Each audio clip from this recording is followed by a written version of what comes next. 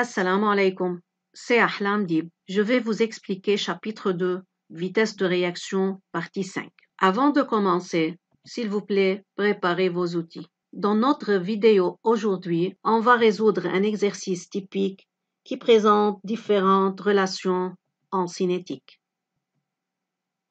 Dans cet exercice typique, une solution S est préparée en mélangeant différentes solutions. L'équation de la réaction qui a lieu est la suivante. Dans cette vidéo, on va vérifier ces 4 relations présentées ci-dessous. Commençons avec la première relation. Tout d'abord, c'est la donnée de l'exercice. On a pour l'acide oxalique et la solution de permanganate de potassium les concentrations et les volumes. On a le volume molaire et c'est l'équation de la réaction qui a lieu. La première relation qu'on va vérifier, on doit vérifier que la concentration de H2CO4 à un instant T est égale à 5 fois 10 exposant moins 2, moins 5 sur 2 la concentration de M1 de plus à l'instant T.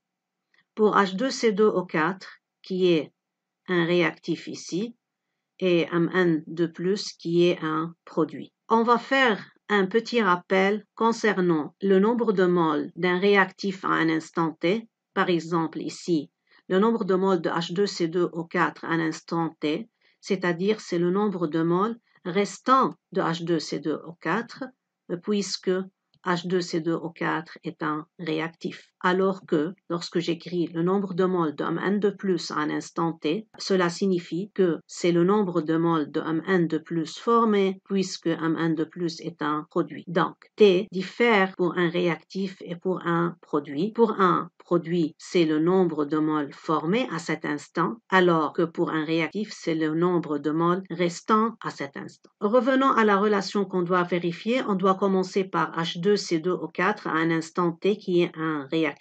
Donc, le nombre de moles de ce réactif restant. Pour un réactif restant, on peut toujours écrire cette relation qu'on sait déjà. À un instant T pour un réactif, on peut écrire cette relation. Le nombre de moles restant à un instant T de ce réactif est égal au nombre de moles initial du réactif moins le nombre de moles réagissant de ce réactif.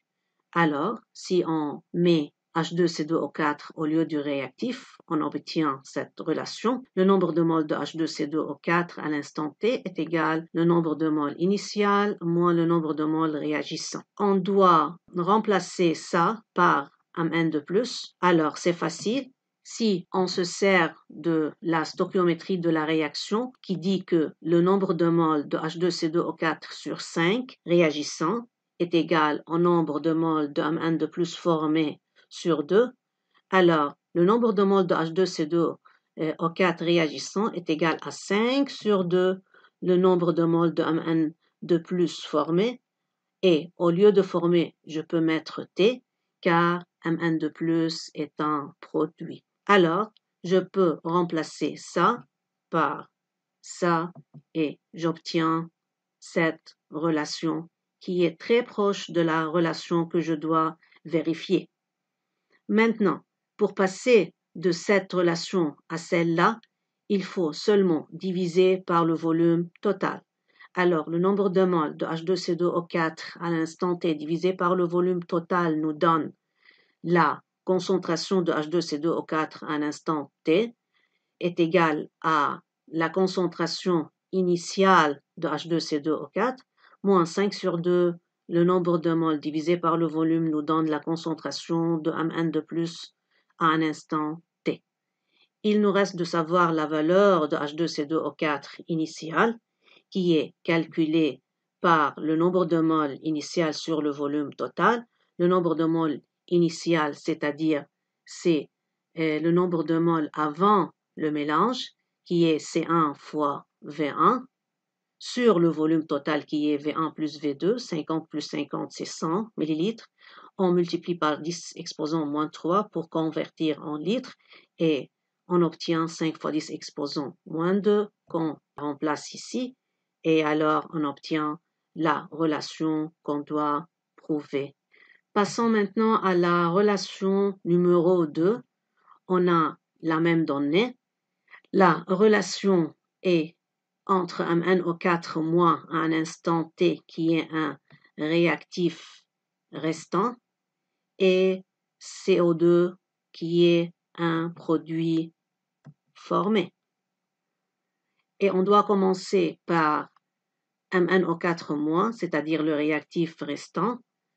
Alors, je peux commencer par la relation que je savais des classes précédentes à un instant T. MnO4- qui est un réactif, son nombre de moles restant à un instant T est égal à son nombre de moles initial moins son nombre de moles réagissant. Je dois remplacer N de MnO4- réagissant par CO2.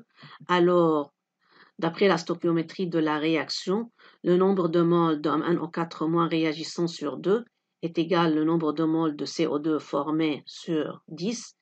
On peut simplifier pour obtenir le nombre de moles de MnO4- réagissant est égal au nombre de moles de CO2 formé sur 5. Au lieu de former, je peux mettre T puisque CO2 est un produit. Alors, je peux remplacer ça par ça pour obtenir cette relation. Dans cette relation, je dois changer nombre de moles de CO2 pour avoir le volume. Or, je sais que pour un gaz, le nombre de moles est égal à V sur V molaire.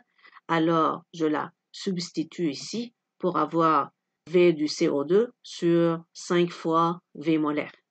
Cette relation ressemble à celle-là, mais il y a des nombres qu'il faut mettre et il faut passer du nombre de moles jusqu'aux concentrations. Alors on divise par le volume total pour avoir la concentration de MnO4- à un instant T est égale à la concentration initiale de MnO4- moins le volume de CO2 à l'instant T sur 5 fois volume molaire fois V total. V total apparaît ici, faites attention. Mettons les nombres maintenant. 5 fois 22,4 litres par mol fois volume total. Le volume total ici, qui est 50 plus 50, 100 millilitres, doit être converti en litres, puisque le volume de CO2 ici est en litres. Alors, litres et litres vont être simplifiés et litre par mol va devenir mol par litre, qui est l'unité de la concentration. Alors, les nombres ici sont corrects et MnO4- à l'instant T va être égal à la concentration initiale sur, si on multiplie ces nombres, on va avoir 11,2. La concentration initiale de MnO4- est calculée d'après cette formule. Le nombre de moles de MnO4- initial sur le volume total, c'est C2 fois V2 sur V total qui est 100 millilitres. On obtient 5 fois 10 exposant moins 3 qu'on met ici. 1 divisé par 11,2, la calculatrice va nous donner cette valeur et j'obtiens la relation qu'on doit vérifier ici. Passons maintenant à la relation numéro 3. On a la même donnée. La relation est entre Mn2+ et CO2. Les deux sont des produits. Alors, la relation, c'est entre un produit formé et un autre produit formé. Comment procéder pour avoir cette relation? On a besoin d'une relation entre deux produits. Alors, on ne peut pas utiliser que la stoichiométrie de la réaction. On commence par Mn2+, car il se trouve dans cette relation en premier. Alors, je dis, le nombre de moles de Mn2+ formé sur 2 est égal au nombre de moles de CO2 formé sur 10. En simplifiant 2 et 10, j'obtiens le nombre de moles de Mn2+ formé est égal au nombre de moles de CO2 formé sur 5. Je peux remplacer formé par T, car les deux sont des produits. Je dois remplacer le nombre de moles par le volume. Alors, je mets au lieu de NV sur V molaire. Alors, j'obtiens cette relation et je veux passer du nombre de moles à la concentration. Alors, je divise par V total pour obtenir la concentration de Mn2+ à l'instant T égale à V de CO2 à l'instant T sur 5 fois V molaire fois volume total qui apparaît ici. Maintenant, mettant les nombres, il faut faire attention que le volume du CO2 ici est en millilitres. Alors, si je laisse le volume total en millilitres, je peux les simplifier et le volume molaire a comme unité litre par mol, alors l'unité de la concentration va être mol par litre. Donc ici, faites attention de ne pas convertir le volume total en litres, laissez-les en millilitres car on va simplifier ces deux. Et j'obtiens la relation qu'on cherche ici.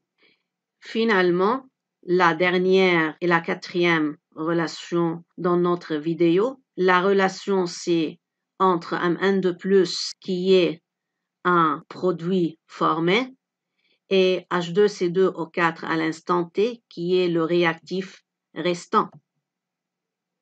Je commence par dire, selon la stoichiométrie de la réaction, je dois commencer par le nombre de moles de N2+ sur 2.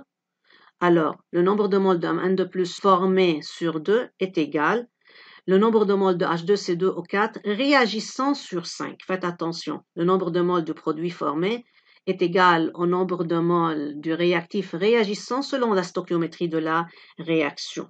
Je dois passer du nombre de moles du réactif réagissant au nombre de moles du réactif restant. Comment ça? Suivez, mais avant, on va mettre le nombre de moles de N2+ seul, alors 2 va passer ici pour avoir le nombre de moles de N2+ formé est égal à 2 sur 5, le nombre de moles de H2CO4 réagissant formé peut être remplacé par T car c'est un produit et le nombre de moles de H2CO4 réagissant est remplacé par son nombre de moles initial moins le nombre de moles restant. Donc, pour un réactif, le nombre de moles de ce réactif qui a réagi est égal au nombre de moles initial moins le nombre de moles de ce réactif qui reste. Si je multiplie 2 sur 5 par ça, j'obtiens 2 sur 5 fois le nombre de moles initial moins 2 sur 5 fois le nombre de moles restant. Au lieu de restant, je peux mettre T car c'est un réactif. Maintenant, pour passer du nombre de moles à la concentration, je divise par le volume total pour obtenir ça. Cette relation est très proche de celle-là, mais il faut calculer la concentration de H2CO4 initiale qui est égale au nombre de moles initial sur V total, c'est C1 fois V1 sur V total, est égal à 5 fois 10 exposant moins 2. Je la remplace ici. Je simplifie 5 avec 5 pour obtenir 2 fois 10 exposant moins 2 sur 5, H2CO4 un instant T. C'est la fin de notre vidéo pour aujourd'hui. S'il vous plaît, copiez ces 4 relations sur votre cahier et étudiez-les. Et à bientôt dans la prochaine vidéo. Wassalamu alaikum.